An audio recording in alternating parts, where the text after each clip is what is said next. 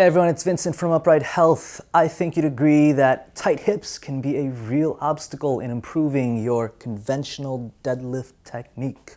Well, today I'm going to show you one hip mobilization exercise that has been extremely helpful in improving my own deadlift technique as well as that of my clients.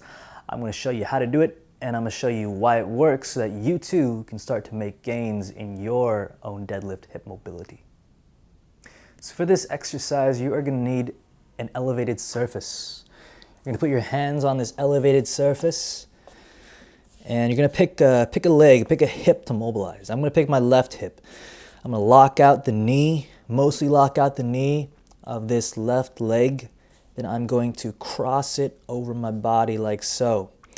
I'm going to make sure that my entire left foot is planted so this does not happen, right?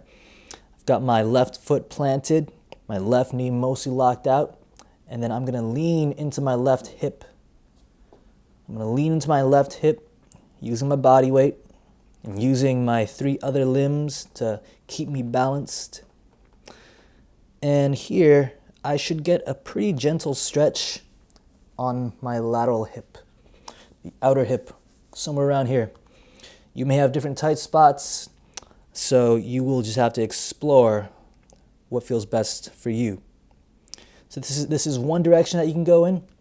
Another direction is back like so. This will hit more of the hamstring if you have particularly tight hamstrings, but this should also hit the posterior hip.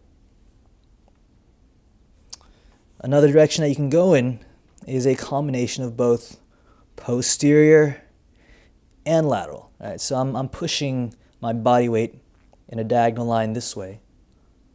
I'm trying to find any spots that are particularly tight, and I can either stay there or I can do gentle pulses back and forth, making sure that my foot stays planted, so none of this, and my knee stays mostly locked so that there's no weird knee bowing going on. Right? We want to keep the stretch, all the good stuff in the hip and out of the knee, out of the ankle. Sets reps wise, I like 30 seconds to 2 minutes, but there is nothing wrong with going longer. Now let's go into the why of this exercise. Take a look at the bottom position of your conventional deadlift. You got to be able to achieve a deep enough hip bend so that your lower back doesn't have to round just so you can get down to the bar. And your hips have to get narrow so that your knees don't excessively bow out and or your foot doesn't come off the ground like so. All right. If your posterior hip and your hamstrings are too tight, they're going to pull your hips this way, so you can't get that deep knee hip bend that you need. And if your lateral hip is too tight, it's going to pull your knees, your thigh bone out this way, so that you can't get that narrow hip position that you need. By putting your hip into a position of more adduction and flexion, and then making it work to stabilize your body, right? Because otherwise you just fall down, you're signaling to those muscles that, hey, you can work when you are this stretched out. Right, so you get more comfortable in that extreme of a range of an adduction and flexion range, so that when you come back to your conventional deadlift, which doesn't require as extreme of hip flexion and hip adduction, you can comfortably stabilize there better.